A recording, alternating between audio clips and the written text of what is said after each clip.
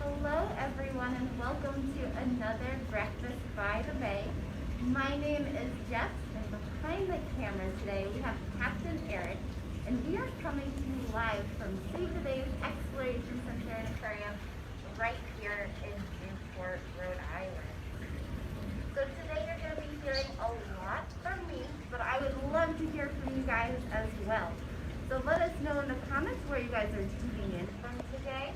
If you have any questions or fun facts you want to share with us, I would love to hear. Also, if you want to watch this video or other Breakfast by the Bays, feel free to head on over to our YouTube channel to find this video and watch it. Awesome. With that being said, I would love to get into today's topic. Today we're going to be learning about something called symbiotic relationships. So symbiotic relationships are a close biological relationship between two different species in which at least one of those species benefits, while the other species might be harmed, might be benefited, and might also be neutral, so no effect. But these are very important relationships that we can find all over the world. And to help us understand why it's so important, I like to think of symbiotic relationships as evolution's toolbox. So evolution is a very slow process. It can take thousands and thousands of years for change to occur in a species. But what if there was a way to speed up this process? And lucky for us, nature is very smart and has come up with a way to speed this process along. So what happens is an organism that is looking for a certain desired trait actually can turn to an unlikely friend and borrow and use that trait. They use that trait as a tool to help them survive so that they don't have to go through that whole process of evolution. So really smart way. So now that we understand a little bit more about why symbiotic relationships are so important, we're going to learn about the three types of symbiotic relationships we can see all over the world. So the first one is something called parasitism. So that's a relationship where one species benefits, and we call that species a parasite, while the other species is harmed, and we call that species the host. For our example of this, we're going to take a turn and look at this picture. So as we can see this lovely fish here, it looks like he's sticking out his tongue at us. But if you zoom in a little bit closer, you can see that tongue has eyes and it has a mouth and is actually a parasitic isopod. So the life cycle of this isopod is actually to try to get into a host's mouth as soon as it can. Once it's in, it attaches itself to the tongue of our host, which in this case is the fish. It latches down so tight that it cuts off the blood flow to the fish's tongue. Then that fish's tongue will fall off and the isopod nests itself in and actually becomes the quote-unquote tongue of the fish. So this is the ideal situation for this isopod. It gets a nice protected area away from predators, and it gets a free buffet anytime the fish eats. So this parasite actually wants its host to survive. It doesn't want to do any more harm than removing its tongue. Because without this fish, it's not getting a good place to survive. It's not getting all that free food. Our next type of symbiotic relationship is called commensalism.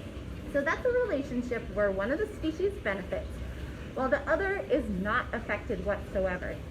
So if we look at this picture, we can see a beautiful fluke of a humpback whale. And if we look even closer right here, you can see tiny little barnacles growing on that fluke. So barnacles have a life cycle where they start out as plankton, and then it's their job to find a nice hard substrate to settle on for the rest of their life. So this is actually the ideal spot for this humpback whale, or for these barnacles to settle down on, because our humpback whale is a filter feeder and they're looking for different types of zooplankton in the water.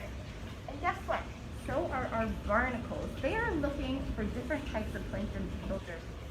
So these humpback whales are traveling all around the ocean looking for food. So our barnacles get the prime choice of food. So our last example of symbiotic relationships we're going to learn about is called mutualism. So this is a relationship in which both species benefit. Now to learn more about this, we're actually going to turn to some of our Narragansett Bay residents. So if you'll follow me over here, Captain Eric, we're going to start with this beautiful piece of algae. So this is a red algae called Irish moss. And we can find this growing all around rocky shorelines in Rhode Island. And my favorite fact about this Irish moss is that it is actually found in toothpaste and in ice cream. So you pretty much are interacting with red algae every single day, which I think is super cool. So now this algae is a plant, and it is similar to plants on land in the fact that it needs lots of sunlight. So the shallower in water it can be, the happier our Irish moss is. But unlike our plants on land, this guy is not getting its nutrients from soil. It's actually getting its nutrients from water. And it's looking for things like phosphorus and nitrogen and all of that good stuff that we can find in our Narragansett Bay water. So, how is it going to find a really good place to get all the sunlight and a really good place to get all those nutrient-rich waters? Well, it has actually found it can hitch a ride on a very unlikely friend. And that unlikely friend is our spider crab right here. So this is a common spider crab, and these guys like to hang out in really shallow waters. They move in intertidal zones. And I can actually pull them out if that helps you see them a little bit better. So these guys are really great scavengers. So they're eating pretty much anything you can think of along the bottom of Narragansett Bay. They're eating things like marine worm, barnacles, mussels, clams, you name it, they're pretty much eating it. But these guys are also a really tasty snack for larger predators like birds and large fish. So they have to develop a way that they can defend themselves to those large predators. Well, for one, they have these little claws right down here, but that's not going to do very much if you're trying to defend yourself from a huge seagull, right? So what they've developed are these tiny hook-like hairs all over their body. And these hook-like hairs, they can actually take things from their environment, like the Irish moss, and stick it all over themselves. So in this example, you can see that our spider crab has a bunch of different types of algae, but also this little bubble right here is an anemone. And it decorates itself so it looks like the bottom of Narragansett Bay. So this one's been living in our exhibit for a while, so it's not the best decorator, but I have a picture of a really great decorator. So you can see that it almost looks exactly like the bottom of Narragansett Bay. So this way it's really hard for predators to see it.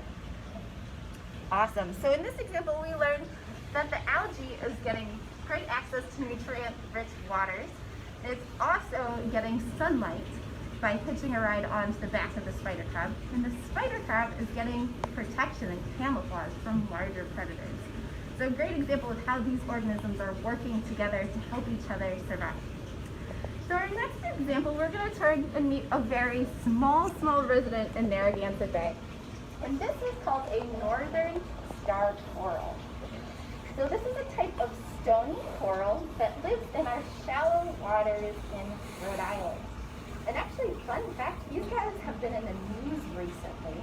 So they're actually petitioned to be the state coral of Rhode Island, and I think it's a pretty easy choice because they're the only coral species that lives in Rhode Island. But these guys actually have the widest geographical range out of any coral species in the world. They live all the way down in the Gulf of Mexico, and they can extend all the way up to Cape Cod, so we can find them in chilly New England waters. So now that you guys are looking at them, I want us to take a special close look at those long hair-like things extending from our coral. So those are tentacles, and as you can see, they're attached to a pollen, which almost looks like a tiny little anemone. So those tentacles actually reach out into the water and they feed on zooplankton, kind of like our barnacle that we learned about earlier. So they're feeding on zooplankton, which is great for the species of star coral that live in Rhode Island. But if we think about really warm tropical waters, there's not much life living in that water. There's not much zooplankton for them to feed on. So they've adapted a really amazing way of staying alive. So how they've done that is through a very, very tiny photosynthetic plankton called zooxanthellae, which I think is a super fun word to say. So as you can see, those little brown spots all over, brownish green spots all over the polyp of our coral, that's the zooxanthellae. So the zooxanthellae lives within the tissue of the coral. So it gets protection, and it's not consumed by other organisms, so it has a nice place to stay. Also, coral like to live in shallow water, so it's getting a lot of access to sunlight, which it can use to photosynthesize to create energy. But what is the coral getting in return? Well, the coral is actually taking some of that energy that the zooxanthellae is creating. They take up about 90% of that energy, so it's a lot. The zooxanthellae also create other nutrients that this coral needs in order to build its calcium carbonate shell. This is really important to building large coral reef structures that we can see in tropical waters. Now, something's been happening in recent years where our oceans have been warming. And with the stress put on the coral, it's caused them to expel or release their zooxanthellae. So here's just another picture of that zooxanthellae so you guys can see. So it's releasing their zooxanthellae. And as you can see in this picture right here, the zooxanthellae are what gives that coral its color. So when it releases that zooxanthellae, it releases all the color, and we call this coral bleaching. So what's been happening is when that coral doesn't have zooxanthellae, it's not getting all of that energy, and it's not getting the proper nutrients to build that calcium carbonate skeleton. So this is not good news for those tropical species of coral.